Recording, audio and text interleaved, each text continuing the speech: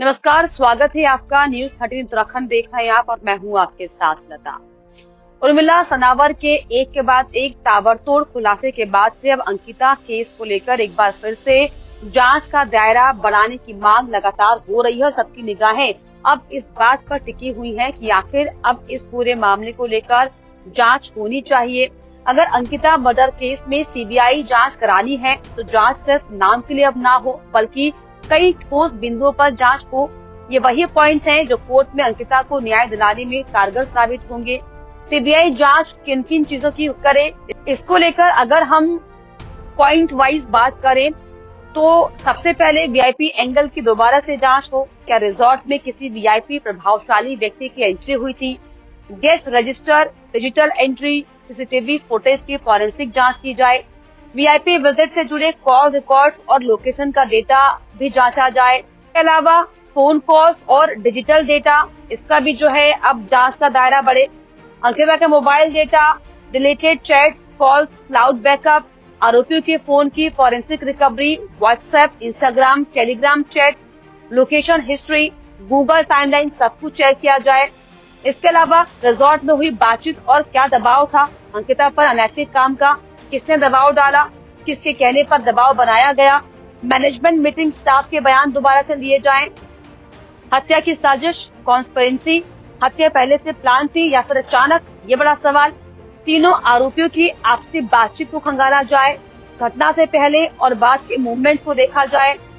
सबूतों से छेड़छाड़, बुलडोजर एक्शन से पहले क्या सबूत नष्ट हुए, ये बड़ा सवाल। सीसीटीवी, डीवीआर, कंप्यूटर कहाँ गए, इसकी जांच होनी चाहिए। किस अधिकारी के आदेश पर रिजॉर्ट को ढाया गया, इसकी जांच होनी चाहिए। इसके अलावा महत्वपूर्ण ये भी, पुलिस जांच में क्या लापरवाही या फिर कोई दबाव सामने था? शुरुआती एफआईआर में देरी क्यों की गई? धाराएं बदलने में देरी क्यों हुई? किन अफसरों ने क्या फैसले लिए? क्या किसी स्तर पर राजनीतिक दबाव था? इसके अलावा पोस्टमार्टम और फॉरेंसिक रिपोर्ट की जांच फिर से हो। मृत्यु का समय, कारण, इसकी दोबारा समीक्षा हो। पानी में डुबोने से पहले चोटों की जांच हो। कपड़ों, डीएनए, पानी के सैंपल की स्वतंत्र जांच हो। पुलिस या फॉरेंसिक टीम के द्वारा इकट्ठा किए गए साक्ष्य, फिंगरप्रिंट जैसे बाल, नाखून, ब्लड, बिस्तर आदि की जांच होनी बहुत जरूरी है। गवाहों को डराने या फिर प्रभावित करने का भी कोई एंगल है क्या? क्या किसी गवाह ने बयान बदला? धमकी या फिर लालच के सबूत, स्टाफ या परिवार पर दबाव की कोई बातचीत? क्या पैसे का कोई लेन देन, मनी ट्रेल जैसी चीजें हैं? रिजॉर्ट का बैंक अकाउंट, संदिग्ध क्रैश ट्रांजैक्शन, वीआईपी या फिर बाहरी लोगों से आर्थिक लिंक क्या है, ये इसकी भी जांच होनी चाहिए। किस किस को इसका फायदा मिला? अंकिता की मौत से किसे लाभ हुआ? नौकरी, पद, राजनीतिक फायदा, केस कमजोर होने से कौन बचा? तो तमाम ये एंगल जिसकी जांच होनी चाहिए और हम गुजारिश ये करेंगे कि सीबीआई जांच सिर्फ हत्या तक सीमित नहीं होनी चाहिए बल्कि उस सिस्टम की परतें भी खुलनी चाहिए जिसने अंकिता को चुप कराने की कोशिश की है। और अब तक अगर खुलासे इस पूरे मामले को लेकर नहीं होते तो क्या वाकई अंकिता के परिवार को, जो उसकी मां की बिलखती हुई तस्वीरें सामने आ रही हैं, क्या उनके साथ न्याय हो पाता?